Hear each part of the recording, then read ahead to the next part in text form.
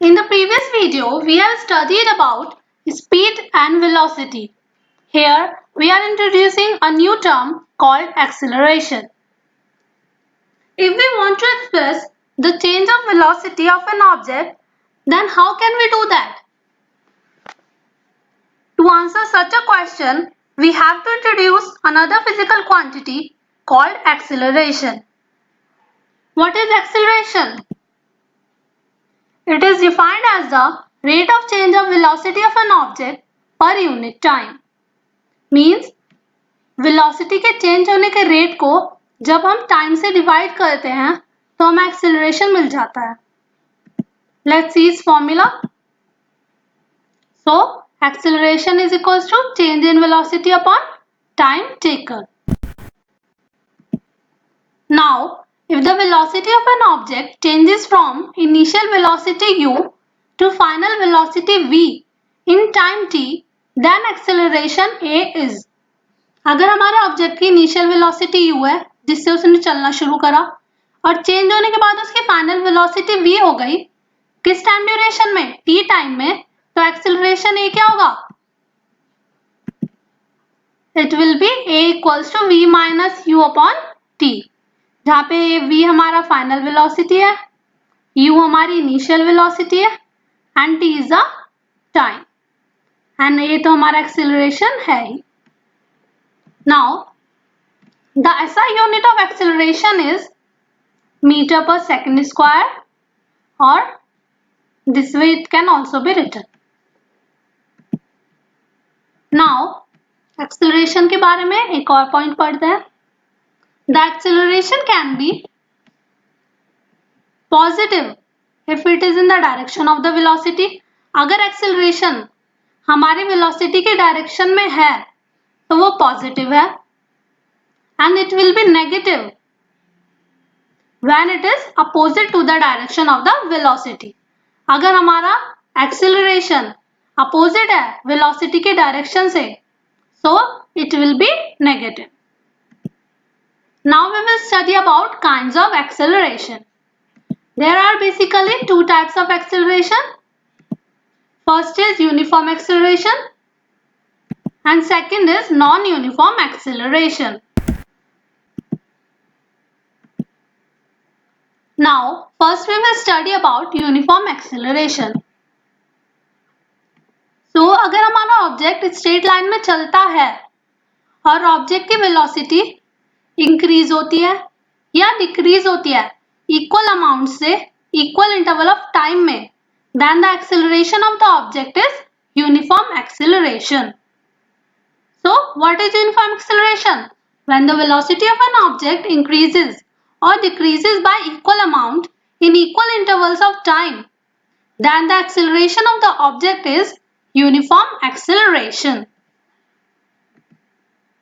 For example, motion of a freely falling body. Suppose ये boy खड़ा हुआ है, एक टेरेस पे खड़ा हुआ है, किसी हाइट पे खड़ा हुआ है और उसके हाथ में एक बॉल है. तो जब ये इस बॉल को फेंकता है तो इसका जो मोशन होता है ये यूनिफॉर्म एक्सेलरेशन होता है. Now let's study about non-uniform acceleration. When the velocity of an object increases or decreases by unequal amounts in equal intervals of time, then the acceleration of the object is non-uniform acceleration. What does it means? इसमें और uniform acceleration में क्या difference है? Basically उसमें तो हमारा जो velocity की थी जो ऑब्जेक्ट की वो इक्वल अमाउंट से इक्वल इंटरवल में चेंज हो रही थी. यहाँ पे अनइक्वल अमाउंट से वेलोसिटी इंक्रीज या डिक्रीज कर रही है. So the acceleration of the object here is non uniform acceleration. For example, motion of a car in crowded street. अब अगर कोई कार क्राउडेड स्ट्रीट में चल रही है तो वो उसकी स्पीड कभी ज्यादा होगी कभी कम होगी, लेकिन अगर हम टाइम इंटरवल्स लें तो इक्वल टाइम इंटरवल्स में उसको जज करेंगे तो वो अनइक्वल अमाउंट से चेंज हो रही होगी. So this is non uniform acceleration. Now let's study NCERT questions related to acceleration which are on page number 103 in your book. Now question 1. When will you say a body is in uniform acceleration? And second part is, when will you say a body is in non-uniform acceleration? So body uniform acceleration में कब होगी? इसकी definition भी हम अभी पढ़ के आए हैं और नॉन यूनिफॉर्म एक्सेलरेशन की भी हमने अभी पढ़ी है. So you can learn from here. Now another question.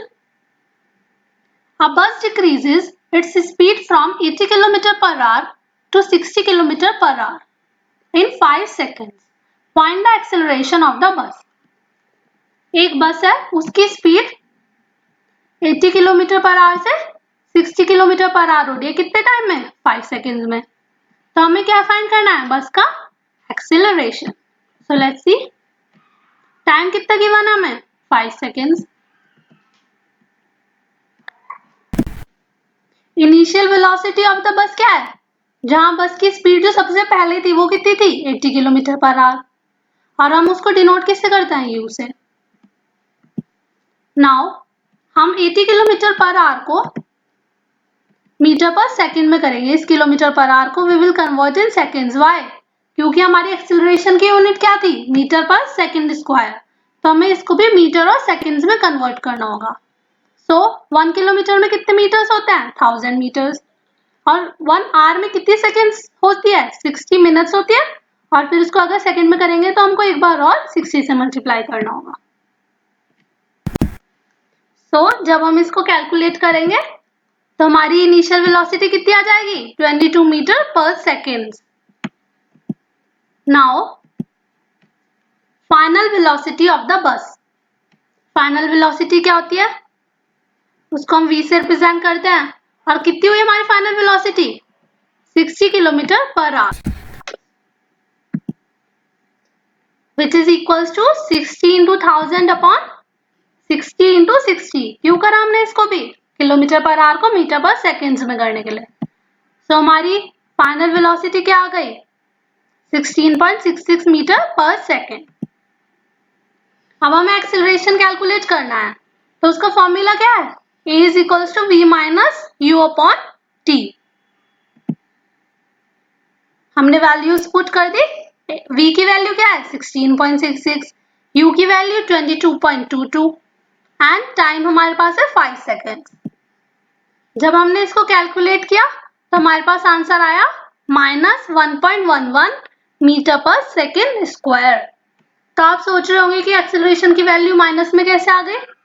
हमने पिछली स्लाइड में पढ़ा था कि एक्सेलरेशन हमारा नेगेटिव कब होता है? जब वो वेलोसिटी की डायरेक्शन में नहीं होता, यानी उसके अपोजिट डायरेक्शन में होता है. नेगेटिव साइन इंडिकेट क्या कर रहा है? Velocity of the bus is decreasing. ये नेगेटिव साइन दोनों ही बातों को प्रूव करता है. Now let's study third numerical. A train starting from railway station and moving with uniform acceleration attains a speed 40 km per hour in 10 minutes. Find its acceleration. एक train है जो railway station से चलती है और वो यूनिफॉर्म एक्सेलरेशन के साथ चल रही है. उसकी स्पीड कितनी होगी? उसने चलते चलते attains a speed of 40 kilometre per our in 10 minutes. तो उसका एक्सेलरेशन हमें बताना है. तो हमारी उसकी इनिशियल वेलोसिटी u कितनी हुई? 0. क्यों? क्योंकि जब वो चलने से पहले तो वो रेस्ट पे थी ना. तो हमारी इनिशियल वेलोसिटी कितनी हो गई? 0. फाइनल वेलोसिटी कितनी हुई? उसने चलते ही अपनी कौन सी स्पीड ले ली? 40 kilometre per our. So it is 40 kilometre per our. इसको मीटर पर सेकेंड में करेंगे जैसे हमने पहले किया था. तो हमारा आंसर क्या है इसको सॉल्व करके? 11.11 मीटर पर सेकेंड. अब हमारे पास u भी आ गया, v भी आ गया. अब टाइम हमारे पास यहाँ पे है 10 मिनट्स. लेकिन हमें पता है हमारी एक्सेलरेशन की यूनिट किस में होती है? मीटर पर सेकेंड स्क्वायर में. तो हमने वेलोसिटीज को तो चेंज कर लिया है मीटर पर सेकेंड में, पर हमें टाइम को भी चेंज करना होगा.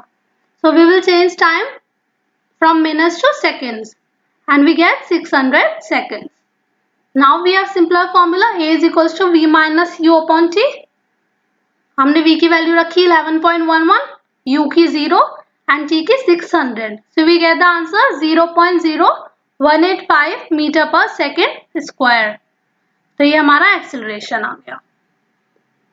I hope you understand this lecture. Thank you for watching the video. To watch previous video, you can check the description box.